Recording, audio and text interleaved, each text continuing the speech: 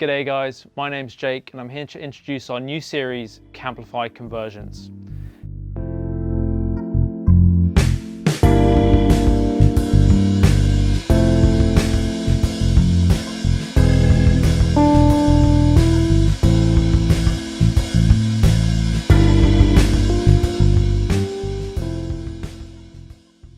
Insulation.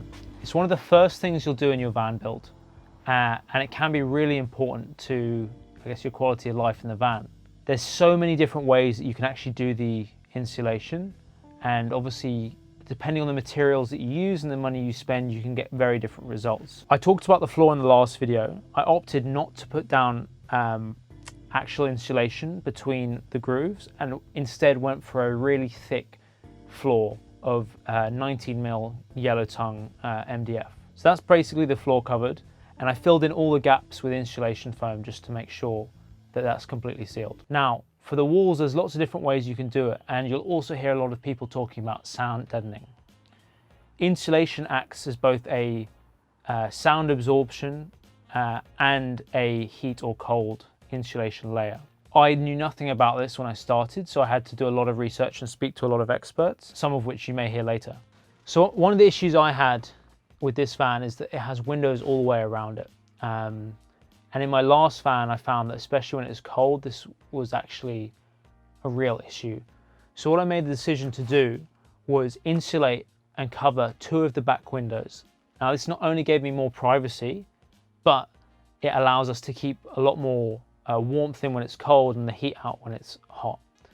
I ended up going for earth wool, which I sort of filled all the gaps with, and I have a layer sort of about that thick.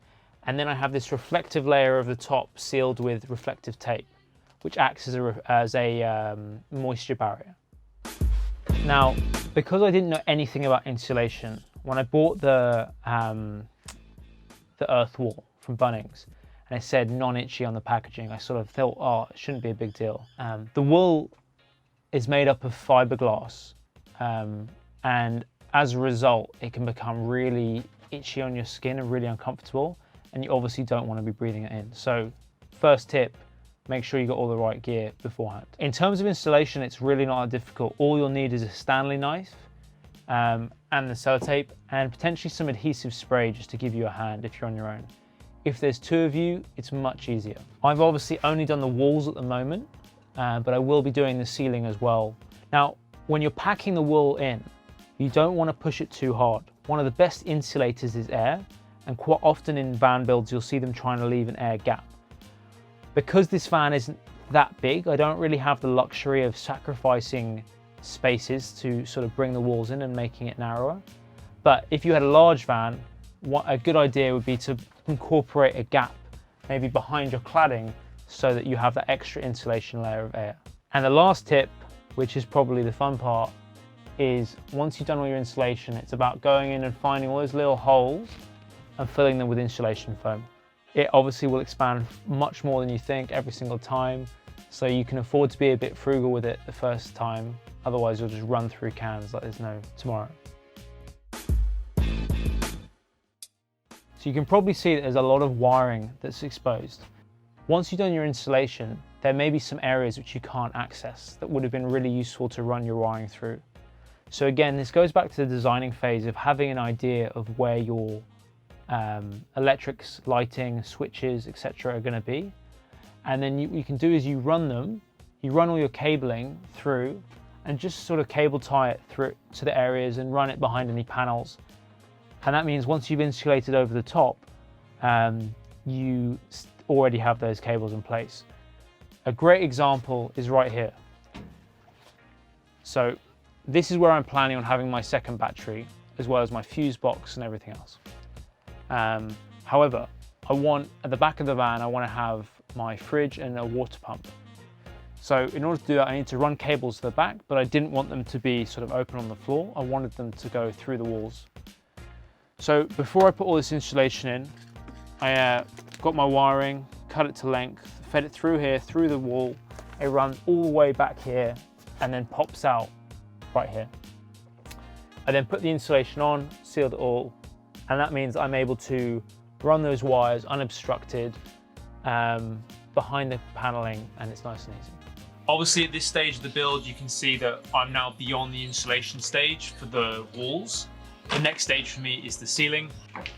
Once my ceiling fans arrive, I'll cut the holes and then I'll make sure I insulate around those. If you're doing dense foam board insulation, you can actually install it first and then cut through second. The great thing about this is it means that your hole in the roof for the fan will exactly match your hole in the insulation. But the other option is cut the hole first and then do your insulation around it, which is essentially what I will do. So you filled your cavities with your fiberglass wool, and then you sealed the whole thing off to the best of your ability with this reflective sheet.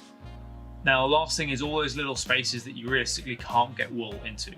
So the go-to here is usually expanding foam. As you'll see, I've used it quite a bit, so there's little sections up here, and that's just sort of in these middle bits where there's no way I can get wool, but it's worthwhile insulating. So I'll be doing that in sections like all through the ribs, quite a few sections of the door panels, that sort of thing.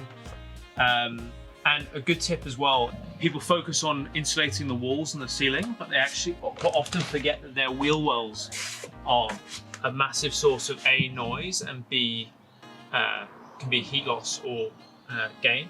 So really recommend that when you box these off, if you've got any leftover insulation, just pack that full of that, and that will obviously be a nice easy win for you.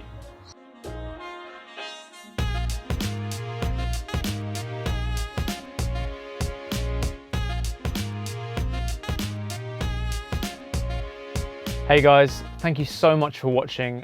We hope you found that really useful. To make sure you don't miss out on any of our other clips for van conversions, be sure to hit subscribe below. And if you have any questions, feel free to leave a comment and we'll make sure we get back to you as soon as possible. So until next time, see you soon.